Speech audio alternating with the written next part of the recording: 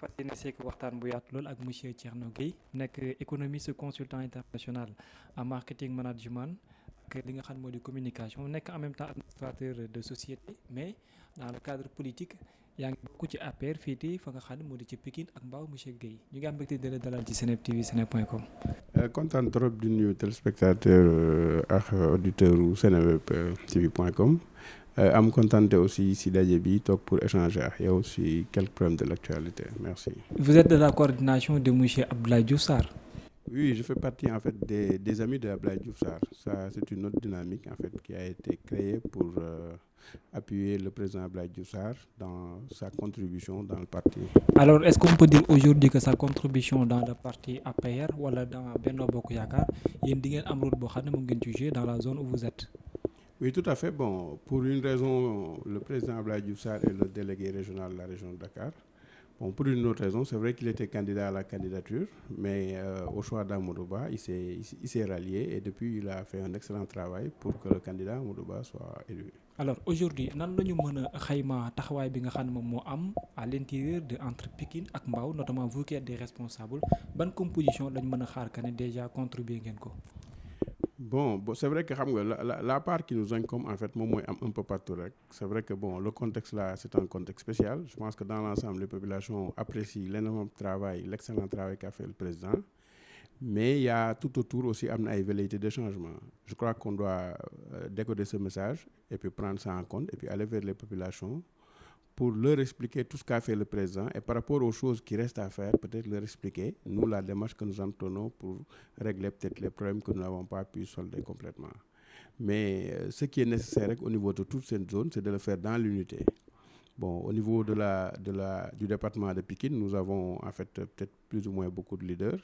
Et l'idéal, en fait, c'est qu'ils se donnent la main et qu'on travaille main dans la main. Je crois que si on arrive à le faire, la banlieue, en fait, c'est traditionnellement dafay nekk peut-être dans l'opposition, mais dans ce cas précis, si on arrive à le faire et si on arrive à travailler sérieusement, je crois qu'on peut vraiment racoler avec la base et on peut vraiment avoir de bons résultats au niveau des élections. Alors bokk nga ci ñi nga xam ne ràññee ko dans la zone c'est vrai mais am na benn mbër boo xam ne mu ngi fa monsieur Abdou Karim tey jii yan relation ngeen am yoo xam ne jàpp nañ ne tax na yu war a mën a may à la base ñëpp mën a dellu si dans l'union. Bien, je profite de l'occasion. C'est vrai qu'Abdou Karim Sall est le responsable au niveau de la commune de Mbao. Il est responsable de Benno Bokk Yaakaar. Et c'est vrai aussi qu'il est le maire de Mbao. À ce titre-là, c'est vrai qu'il fait un excellent travail. Et c'est juste que sur le plan politique, il reste qu'il fasse davantage d'efforts pour que l'unité soit réalisée.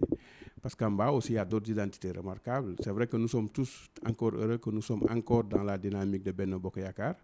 Mais c'est vrai que certains ont eu des problèmes qui ont fait qu'ils auraient pu quitter la coalition. Alors, s'ils sont encore dans la coalition, c'est tout heureux. Nous, par exemple, nous avions participé personnellement peut-être au niveau de sa campagne pour qu'il soit maire de Mbao. Mais depuis, c'est vrai que sur le plan des relations politiques, nous n'avons plus de relations politiques. Nous sommes encore dans le même parti. Mais neexawu leen, tu veux dire? Ci relation politique yi ni ngeen mel. Voilà, non, c'est juste qu'à un moment, comme je dis, c'est vrai que dans le cadre des compagnonnages là, parfois c'est juste peut-être les gens s'identifient par rapport à un respect mutuel. À un moment, peut-être mun nga bañ gis sa bopp si nu kii di doxalee, même si par ailleurs mun na nekk noonu. Quelqu'un comme moi, je ne veux pas avoir ce type de problème. Je préfère que les gens soient unis parce que nous avons tout intérêt à gagner à être unis. Il y a des divergences, quelle que soit divergence li ko mun causer, il arrive un moment dans la vie où les gens doivent faire table rase de toutes ces divergences-là. Toog waxtaan xool nu ñu mën a travailler en commun. Mais stratégie bi est-ce que jàpp nga ne ça va se limiter juste du fait d'appeler dans l'union wala réellement il y a des actes à poser concrets yoo xamante ni mooy permettre askan bi mën a bañ a am divergence ak responsable politique yi. Tout à fait, hein. C'est vrai que bon, a priori les responsables politiques, bon, souvent c'est corrélé à éventuellement seen ndoom tànk ou pas, mais de manière globale boo nekkee responsable politique en fait da nga war a am benn dépassement da nga war a xam ne yow yàlla dafa def nattu bi si yow pour nga créer unité boobu. Parce que parmi ñi ngay nekkal aussi du da nga leen ëpp jàng du da nga leen ëpp parcours du dara bon parfois aussi loolu il faut nga def effort def concession boobu di mun wàcc sa bopp di dem vers ñoom bon maintenant c'est un peu partout pareil c'est vrai que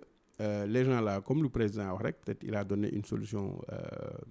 toute tracée c'est-à-dire il faut que nit yi am considération si nit yi di leen jox seen wàccuwaay di leen wax ak ñoom téléphone et puis di dem di waxtaan ak ñoom. Parce que c'est vrai que parfois mun nga bañ mun saafara problème yëpp mais quand même tu dois pouvoir t'impliquer ba problème bu ñu la am rek dinañ la ko waxte nga am flexibilité si préoccupation yi bon d'autre part aussi quand on est maire c'est vrai qu'il fait aussi am na ay réalisations yu muy def en bas mais quand on est maire la gestion de proximité voudrait que nga am benn synergie ak population yi donc bu fekkee ne aussi da nga am bon surtout peut-être dans son cas je pense qu'il a intérêt à travailler ce côté-là quelles que soient les réalisations aussi bu nit ñi gisul seen bopp si li ngay def en fait mën na la bañ jëriñ dara. est-ce que mën nañu wax ne am na lu des yéen am na loo xam ne bien vrai yaa ngi saluer les efforts qu'il est en train de faire mais on dirait que am na lu des. tout à fait je dis bon de toute façon de manière globale toujours booy def yenn suivi dafay am toujours lu des mun na bëri mun na bañ bëri dans notre cas certainement am na lu bëri lu des c'est-à-dire que Abdou Karim Sall par exemple soit le leader et qu'il n'arrive pas à fédérer tous les autres leaders en Mbao parce que am na yenn identité remarquable yoo xam ne yi ñoom aussi ay kilifa lañ c'est de grands intellectuels am nañ niveau boo xam ne bii et am nañ base aussi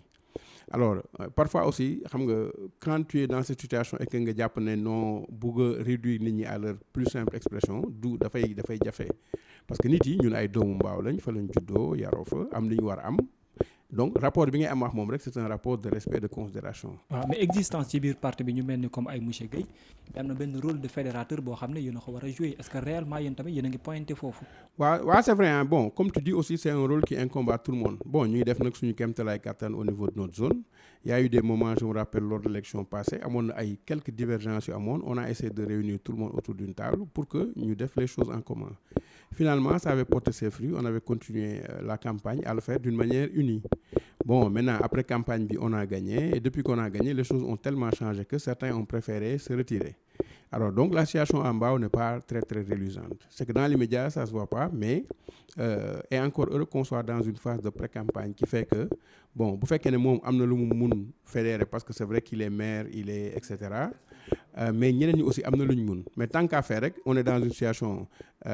responsable yi fa nekk ñoom ku nekk yaa ngi essayer def li nga mun pour xëcc mu ñëw vers Benno Bokk Yaakaar moom aussi mu def donc c'est tout heureux qu'on soit dans cette situation mais je veux dire frustration yi moom moo mënoon indi par exemple que leader yooyu mu wax de manière incontestable ñu dem ànd ak peut-être yeneen candidats yu génn Benno wala carrément ñu dem dans l'opposition et ce serait dommage. Appel est-ce que vous n'êtes pas en train de faire un peu un clin d'œil ak ñi ko féetee kaw ci biir parti bi comme ay Amadou Ba notamment le choix qui a été déjà fait. Absolument bon je crois que comme je dis c'est tout heureux sax que bon la plupart des entités remarquables en bas acceptent de travailler pour le compte d'Amadou Ba donc c'est déjà un grand pas comme j'ai dit ça aurait été dommage. Oui, il y en a, bon, dernièrement, il y a, enfin, tout le monde est en train de collecter des parrainages pour Amadou Ba. Parmi les intérêts, à part l'opposition traditionnelle qui est dans son rôle de s'opposer. Mais c'est à la fois, à la limite, pour lancer un appel à nous tous, parce qu'aussi, on a les mêmes ambitions. Baax aussi qu'on considère que nous ne sommes pas adversaires. Baax qu'on considère que nos adversaires, c'est l'opposition. Voilà. Mais si les gens se concentrent pour une adversité entre nous, ce serait vraiment dommage. Donc l'appel plutôt, c'est juste un appel pour que les gens là sachent raison garder, que les uns et les autres aient plus de considération pour les uns et les autres, et que nous essayons, parce que notre destin est lié, et nous avons intérêt à mettre ensemble ce que nous pouvons mettre ensemble, et pour gagner, quoi. Alors, fi mu toll nii ñu ngi tollaale ci wàllum collecte de parrainage au niveau de Mbao vous qui êtes des responsables mais beneen mooy Amadou Ba moom déjà jiitu na parce que moom mu ngi campagne sans problème ndax yaakaaru ne léegi vous n'avez plus droit à l'erreur ak lu mën a xew amu leen excuse parce que non seulement may nañ leen ngeen defaale pré-campagne depuis ko même tournée économique wala yow da nga jàpp ko ne logique bi am na différence. waaw tout à fait c'est vrai que xam nga adduna bi parfois aussi da nga nekk en posture de da nga am lenn loo xam ne dafa am lenn lu mu lay xeeñ Amadou Ba c'est un candidat à l'élection présidentielle on est à peu près 3 mois des élections bu sañoon sax dina libérer wu de beaucoup de choses qui font que voilà dafay dem concentrer ko ci campagne am bon mais par extraordinaire aussi c'est lui qui est le premier ministre du régime sortant comme le président aurait pu être candidat donc si le président l'a choisi pour qu'il continue peut-être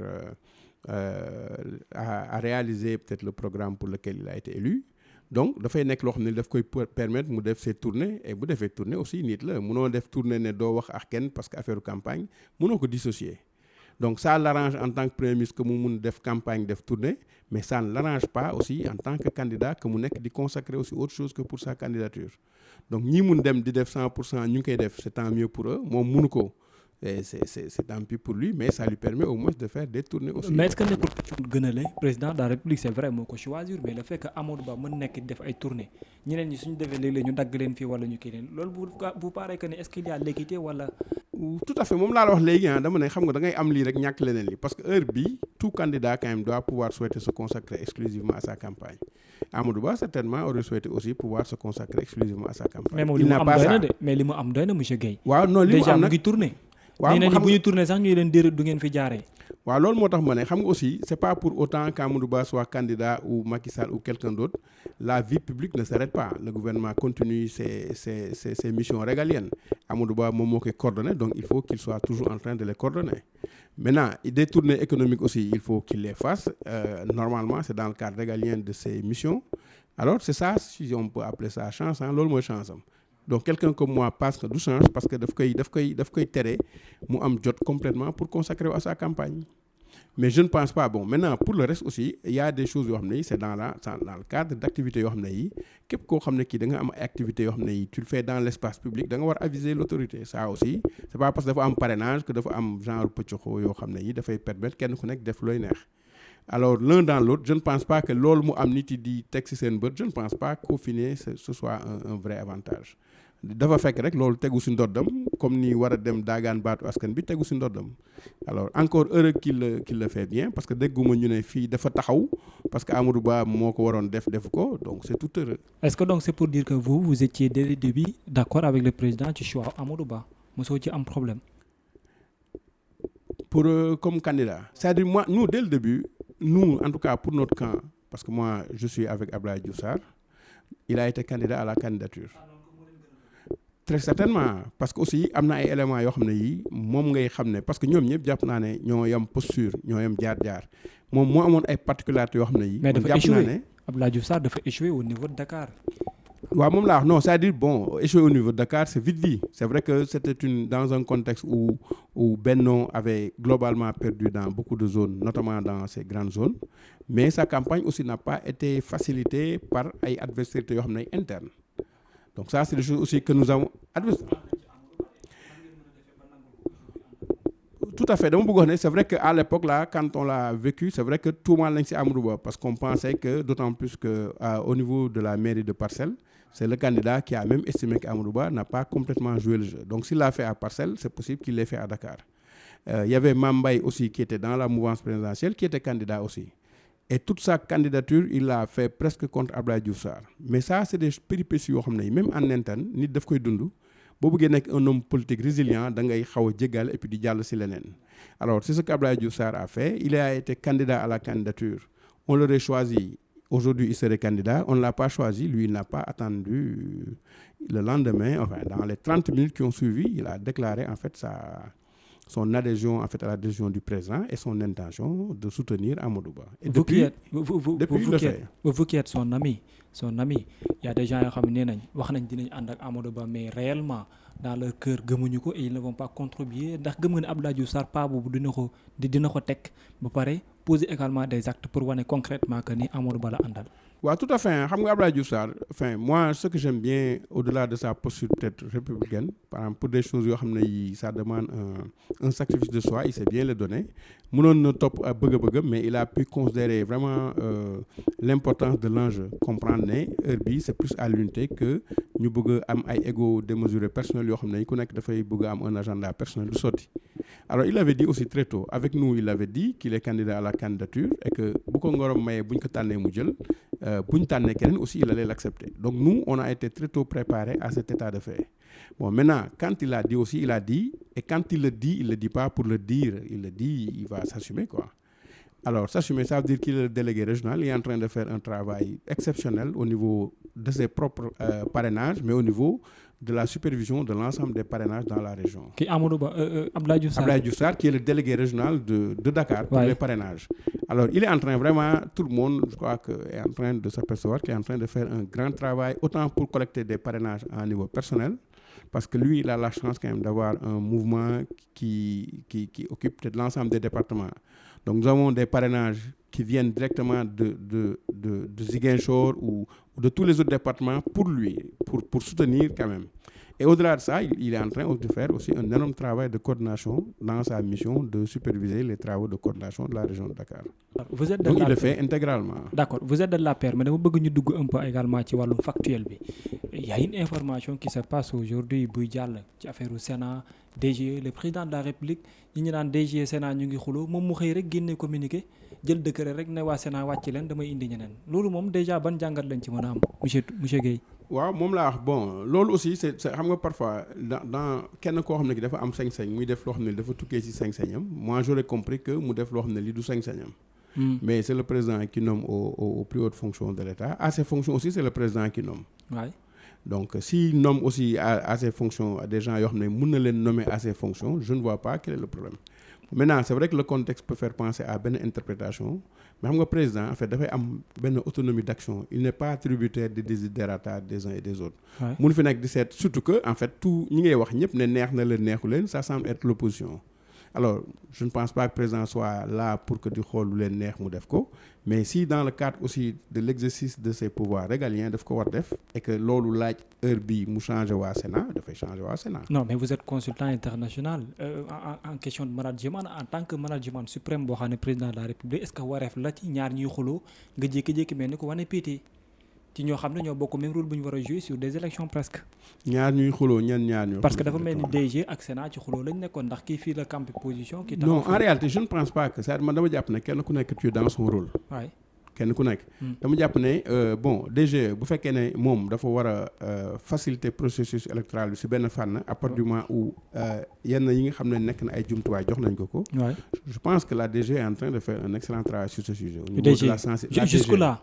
jusque-là par rapport à un ensemble de choses indépendamment de maintenant si le problème c'est que DGE joxul aussi Sonko ay parrainage bon et je pense que DGE s'est suffisamment expliqué sur ça c'est-à-dire que ñoom bu fekkee ne Sonko est sous le coup de la radiation turam nekkul ci liste électorale yi donc il n'est pas électeur donc mënul nekk candidat donc mënuñu ko jox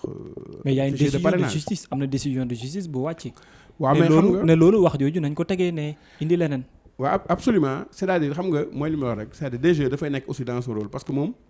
y a des décisions de justice il y a d'autres décisions de justice qui sont suspendues am na yu jot génn am na yoo xam ne jot na génn mais jeexagul. waaw bon Sonko son état de contumace fait que mu nekk en posture de devoir être radié des listes électorales bu ñu ko radié ça aussi c'est une décision de justice.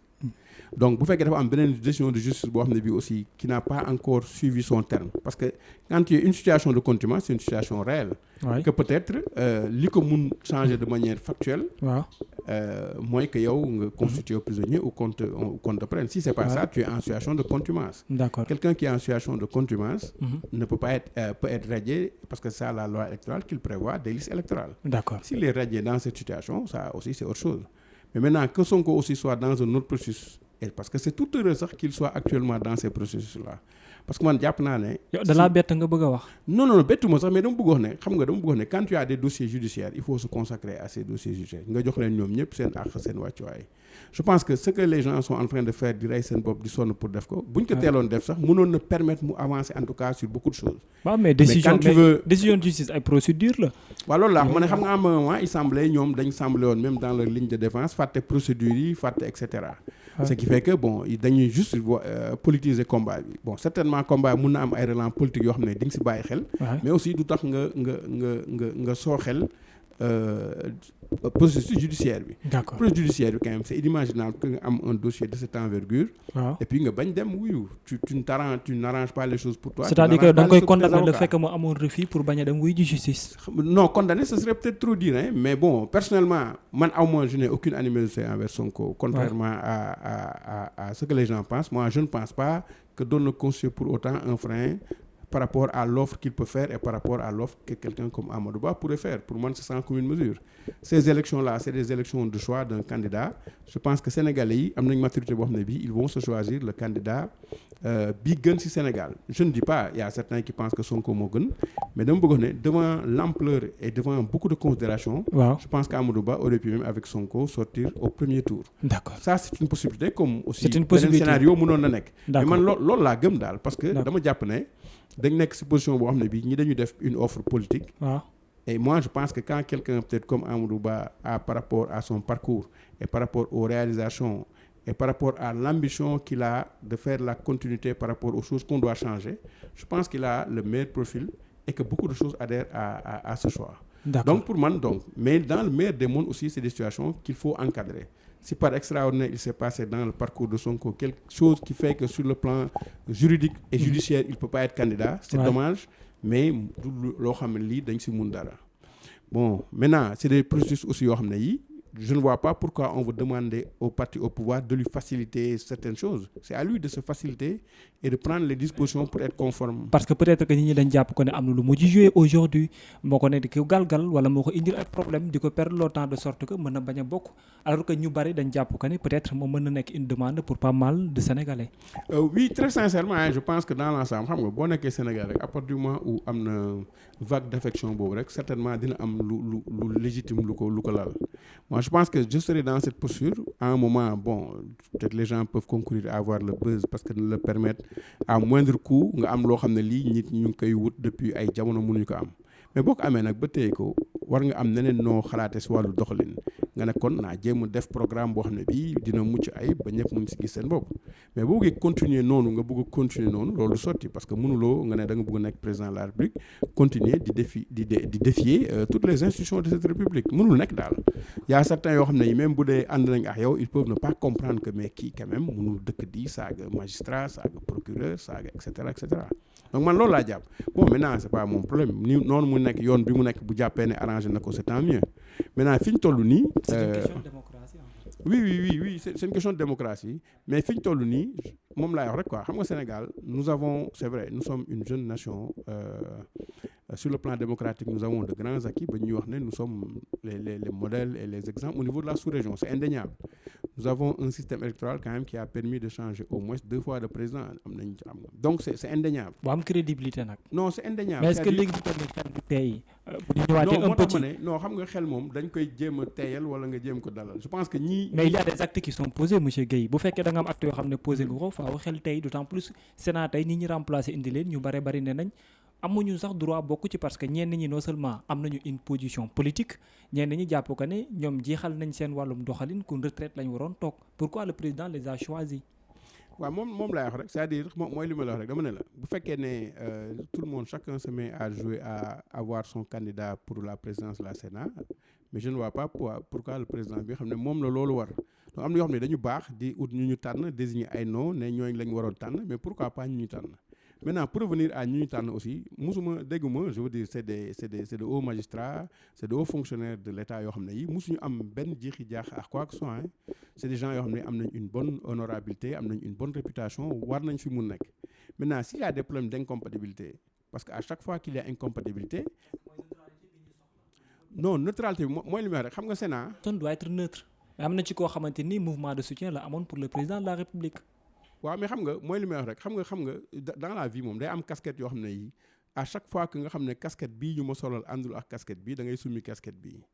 je prends le cas on a pris ce cas mais on aurait pris le cas de Mokhtar Cissé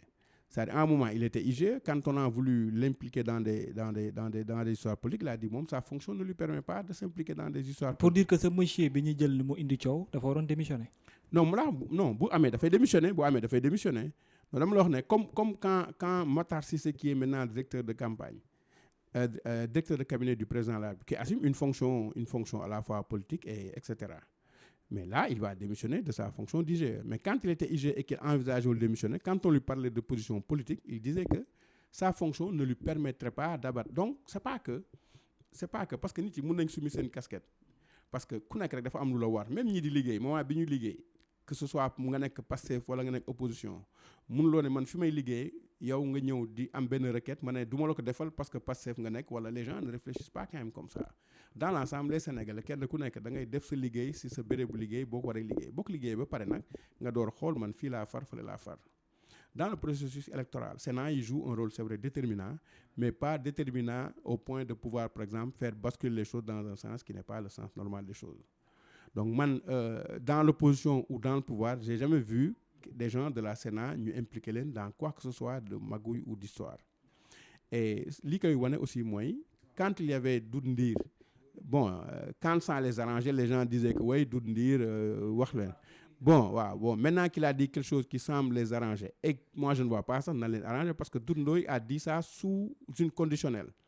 Parce que dafa wax ne bu fekkee ne dara lu légal doxul diggante ak jox Sonko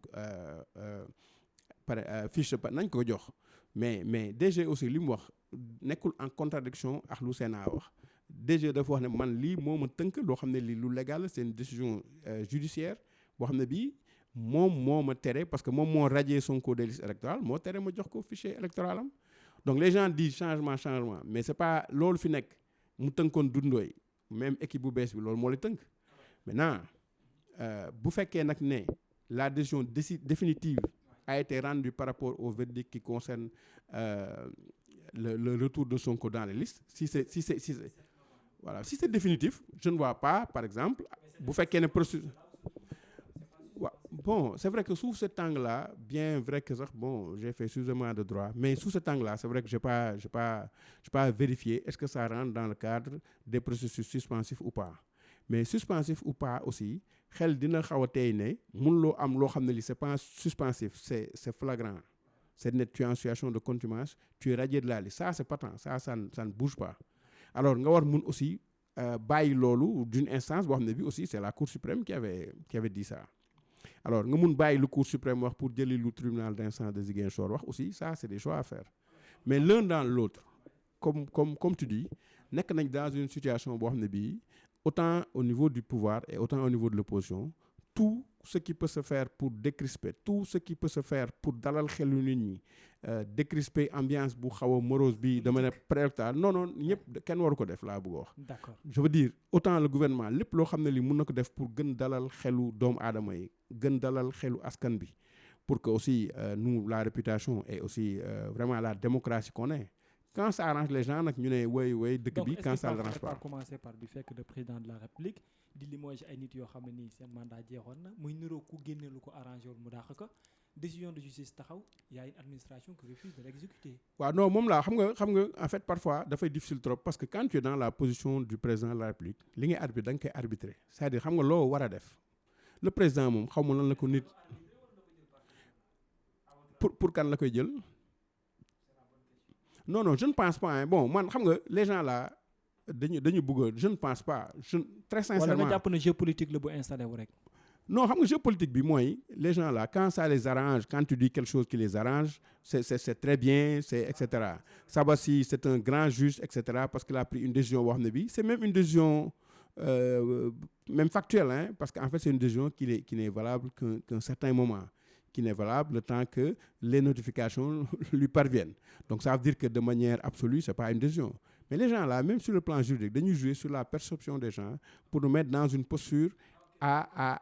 aller et à rationaliser le processus vers lequel Sonko doit être candidat. Bon, je ne pense pas à l'état des choses, à l'état actuel des choses, je ne pense pas que Sonko puisse se rattraper pour être candidat. Je ne pense pas, je le lui souhaite. Mais sur le plan, au vu de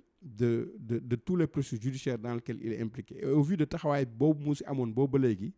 doon na ma jaaxal quoi que moom ñu mun ko régler si on peut le régler tant mieux qu'on le règle mais buñ ko mënul régler nag il faut que nit aussi jarul ñu bëgg ñu lëndëmal suñu xel pour nous dire que tout ça a été fait pour ñu bañ valider candidature am. am na benn côté tey la CEDEAO tey la war a statuer ci 3 choses mooy radiation Ousmane Sonko ci fichier électoral bi dissolution parti Pastef également aussi pour le fait que ne détention am nañ ko bàyyi ban position nga ci yaakaar et puis itam di jaaxal nit ñi mooy est-ce que même bu cour de justice CEDEAO statuer dina tax Sénégal exécuté ko. waaw non xam nga cour de justice CEDEAO aussi day nekk benn cour communautaire boo xam ne bii dafay maanaam l'essentiel de son travail c'est de faire migrer les lois dans les différents pays pour que ñu dem vers un corpus qui est le même un peu partout c'est-à-dire loolu mooy nekk l'essentiel de son travail bon maintenant c'est pas un travail boo xam ne bii fini à un temps T c'est un processus boo xam ne bii à terme foofu la ñu war a àgg quoi par rapport à la réglementation ñu xaw a am ay similitudes pour ne pas dire les mêmes lois dans les pays de la CEDEAO. Alors pour le moment par rapport à certains trucs aussi on peut s'en écarter mais CEDEAO un niveau d'ingérence am maanaam dans le cadre de vouloir fédérer les justices à la limite des pays membres ne veut pas dire que da ngay am benn niveau d'ingérence am benn niveau de coercition par rapport en fait à loi yi am de manière souveraine mais aussi c'est important quand même que lii Sénégal di doxal di wéyal ci ay wàllu loi parce que boo demee dans le cadre de la validité des lois accord yi ngay signé par exemple au niveau international moom mooy ëpp sax validité par exemple li nga xam ne moom nekk en cours au niveau du pays mais l'idéal aurait été daal que même sans la CEDEAO que les gens arrivent à trouver un compromis boo xam ne bii qui est un compromis qui va dans le sens de l'inclusion démocratique, qui est un compromis qui va dans le sens de parfaire notre système. Nous n'avons rien à gagner à avoir un système boo xam ne bii à ce stade-là dafay am ay failles. On est parti en 81 d'un grand consensus qui a permis quand même depuis des réformes yoo xam ne qui ont permis, c'est pas encore parfait, je dis, on peut toujours parfaire. Mais d'être apprécié un peu partout parce que l'image démocratique du Sénégal a été souvent appréciée dans la sous-région. Waaw mais nag des gens sont en train en fait de s'évertuer di def lépp loo xam ne dañ ko mun pour que notre image soit écornée. Xaw ma nag lan la leen mun jariñ mais je ne vois pas lan la ñu suñu image écornée wu non parce que la réalité politique moom on la vivra ici. C'est-à-dire qu'il y a des choses qui ont été obtenues de haute lutte, certainement d'autres choses continueront aussi à être obtenues peut-être de haute lutte. Mais aussi des choses ont pu être obtenues à travers de grands consensus qui nous ont permis d'avancer considérablement dans le processus qui aujourd'hui, même s'il n'est pas parfait quand même, a permis de faire des élections paisibles, apaisées. C'est-à-dire dina am ay période post-électorale yoo xam ne ñëpp dañ doon ragal mais dafay jàll et puis sans benn contestation. Qui ont permis par exemple à l'opposition de gagner 2 fois des élections présidentielles, qui ont permis à l'opposition de gagner de grandes villes au niveau des élections locales et qui ont permis aussi à l'opposition de talonner le pouvoir par rapport aux dernières élections législatives jusqu'à avoir 80 et quelques députés. En même temps, vous êtes économiste. Oui, tout à fait. Économiste. Dernière laaj bi mooy aujourd'hui ban programme bu mieux moom nga yaakaar ne moom lañu war a mën a teg dans l'urgence pour mieux donner benn image bu tax ñuy wax ci économie bu Sénégal ak programme boo xam ne dina ko gën a ñoŋal parce que koom gi dafa mel ni tamit bari na lool lu des monsieur Guèye. Non très certainement c'est-à-dire nag pour dara sa xel par rapport à fi ngay wax xam nga dernièrement rek le dernier prêt que nous avons dans le cadre des revues de parcours de la FMI ñëw nañ fii xool Sénégal pour wan la ne xam nga FMI moom. FMI booy xool ku mu fi nekkal institution de Bretton Woods ak peut-être l'investissement et le capital international la fi nekkee. D'accord. Mënul ne intérêt Sénégal ak c'est pas parce que pour les beaux yeux de Macky Sall que la koy accréditer ay certification yoo xam ne amu ko. kon li mu wax lu objectif la kon. Non dama bëgg ne appréciation bu objectif la. Non Sénégal nous avons par exemple sur le plan économique nous avons un bon trend. D'accord. C'est-à-dire nous avons en fait au niveau de nos comment on appelle ça au niveau de nos déterminants quand même. Nous avons encore de bonnes notes. Maanaam nous avons encore sur le plan économique une adresse qui est encore très très très viable. Mais dafa feeñul ci dundin gi loolu foofu le problème bi nekkee. Oui ça à la limite c'est justement le problème c'est-à-dire c'est pas parce que le Sénégal a de bons résultats le Sénégal a un taux de croissance boo xam ne bii peut-être malgré les difficultés yoo xam ne dernièrement amoon na ak guerre Ukraine Russie bi ak Covid bi. taxoon na ñun projection yi ñu amoon à 2 chiffres peut-être mënuñu fa àgg. Mais néanmoins boo jëlee Sénégal. Par rapport ak yeneen pays yu mu lëkkalool mu ngi maanaam mu ngi dër na quand même pour taux de croissance bañ a basculer radicalement quoi donc on arrive à se maintenir ba am ay entre 4 à 6 encore. D'accord. Donc tout ça c'est de bonne guerre. Maintenant l'autre chose effectivement c'est par rapport ak dundin askan wi il faut aussi convoquer loolu ma convoqué woon tout à l'heure ci Covid bi et loolu ma convoqué aussi au niveau de Russie que effectivement actuellement dund bi tar na. Donc gouvernement bi am na ay jamono jël na ay mesures ba jël certainement loo xam ne lii mun na ko bañ a man pour jàppandalal dund askan bi. Mais dafay dem ba bëri boo subventionné courant yi à hauteur de 100 milliards subventionné yenn produits alimentaires yi subventionné dafay dem quand même parce que gouvernement yi am na leneen lu mu war a def. Mais da ngay dem ba boo toppee nag loolu daf lay gàllankoor maintenant il faut nga waxaat nit ñi ne leen man day jàpp naa si lii mais metti na si man te man aussi damaa war a taxaw si école bi damaa war a taxaw si tali war a taxaw si hôpitaux yi alors il faut que nit aussi à un moment jamono dafay metti wax ne bi il faut kenn ku nekk nga prendre conscience que jamono bi metti na naa jàppandalal tamit samay mbir wàññi lii wàññi lale mais gouvernement bi nag moom mi nga xam ne moom loolu moom c'est sa mission régalienne war na continuer di def ay matuwaay pour que jàppandalal dund askan wi. Affaire énergie FMI c'est vrai dina leen tere ñu def ay subventions. dañu ndàmp arrêter subventions yi. mais nañu jël ay jumtuwaay ay corollaires pour que quand même mu wàññeeku.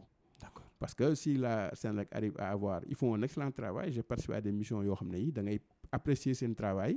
mais il faut un bénéfice qui fait que c'est un service de base c'est pas normal que accès à l'électricité coûte aussi cher pour góorgóorlu bi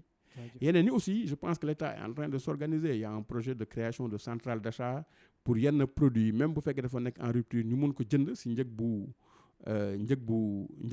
ñu contrôler boo xam ne bii di ko permettre ku ko bëgg jëndaat mu jëndaat ko te du am spéculation bi nga xam ne mooy am bu fekkee produit yi dafay wàññeeku. merci beaucoup monsieur Thierno Gueye ñu amoon mbégte gu mag de la dalal ci Seneweb TV seneweb.com. merci kontaan naa trop nekk fii gàtt na mais heureusement ça permet juste d'échanger certaines questions yoo xam ne yi bu fekkee ne leeral ñu ko ba mu leer dina indiwaat sax beneen settali yoo xam ne kenn ku nekk di nga ko mun def ba mu mën seet si yow. moo nekk première fois mais pas la dernière. incha allah on va parler prochainement dans des questions techniques notamment dans le cadre de l'économie. merci je serai ravi. Vous serez disponible. Absolument, non, je m'organiserai pour être disponible. C'est important de discuter ces questions plutôt que de passer tout notre temps à discuter de questions politiques et politiciennes. Je suis d'accord. Ñamoon mbégte gu mag a mag dalal ko ci Seneweb TV Seneweb.